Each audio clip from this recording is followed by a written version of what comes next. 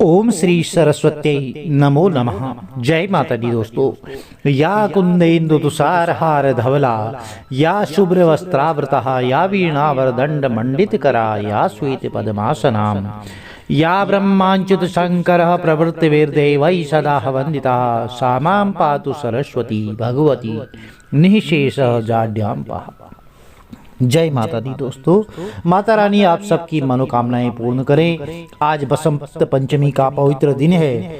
बसंत पंचमी के दिन माँ सरस्वती की आराधना की जाती है। माना जाता है कि इस दिन पूरे विधि विधान से माँ सरस्वती का पूजन करने से वह प्रसन्न होती हैं और भक्तों को कला और विद्या का दान देती हैं। प्रिय भक्तजनों, आज की वीडियो में बसंत पंचमी व्रत कथा का श्रवण करने जा रहे हैं। यदि आप चैनल पर पहली बार आए हैं तो चैनल को लाइक कीजिए, शेयर कीजिए, सब्सक्राइब कीजिए, साथ में बेल आइकन अवश्य प्रेस कर दीजिए, जिससे कि आने वाली वीडियोज की नोटिफिकेशन आपको ठीक समय पर मिलती रहे। माता रानी की असीम कृपा आपके ऊपर सदैव बनी रहे।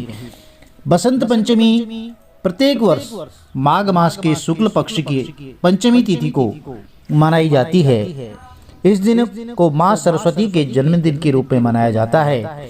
माँ सरस्वती के जन्म से पहले ऐसा माना जाता था कि संसार में ज्ञान और कला का अभाव था।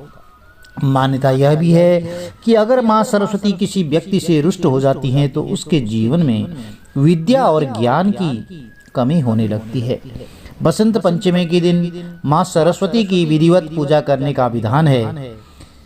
बसंत पंचमी के दिन माँ सरस्वती का व्रत और पूजन करें। माँ सरस्वती की कथा जरूर सुने। पंचोपचार, षोडशोपचार जैसे आपके पास समय है और सामग्री है, पूजन करें। इस दिन पीले वस्त्र धारण करें और मंदिर को साफ स्वच्छ गंगा जल से सफाई करें, छिड़काव करें और विधिवत पूजन का संकल्प लें। पूजा के दौरान माँ सरस्वती को पीले पुष्प, पीले चावल और पीले भोग लगाया जाता है, लड्डू आदि जो भी बनाते हैं आप। माँ सरस्वती ज्ञान की देवी हैं। चलिए कथा आरंभ करते हैं। बोलिए अम्बे मात की जय, सरस्वती मैया की जय, गणपति गजानंद महाराज की जय, शंकर भगवान की जय।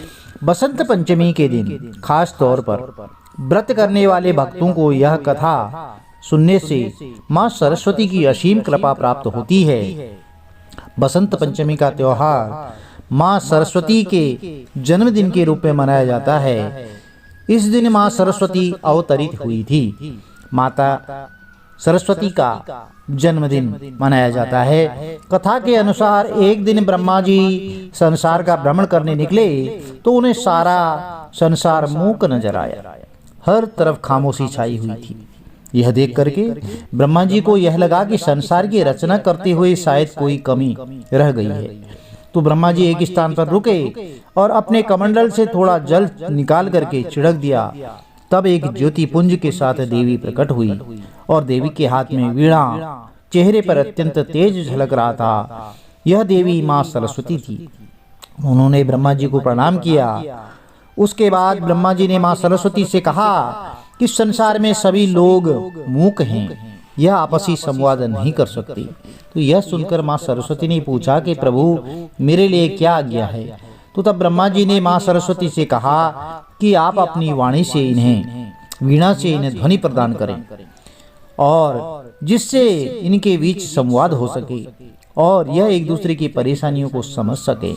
तो ब्रह्मा जी की आज्ञा पालन करते हुए माता सरस्वती ने समस्त संसार की वाणी प्रदान की, जिससे एक दूसरे से वह विचारों को समझ सके और बातचीत कर सके। प्रिय भक्तजनों, यह छोटी सी कथा थी। यदि आपको कथा अच्छी लगी तो चैनल को लाइक कीजिए, शेयर कीजिए, सब्सक्राइब कीजिए, साथ में बेल आइकन अवश्य प्रेस कर दीजिए, जिससे कि आने वाले वीडियोज की नोटिफिकेशन आपको ठीक समय पर मिलती रहे। माँ सरस्वती का आपके वाणी पर सदैव वास रहे और आप हमेशा सच्चाई के मार्ग पर चलें। आपके वाणी से जो है हमेशा मधुर आवाज निकले, कभी किसी के लिए कटु वचन ना निकले।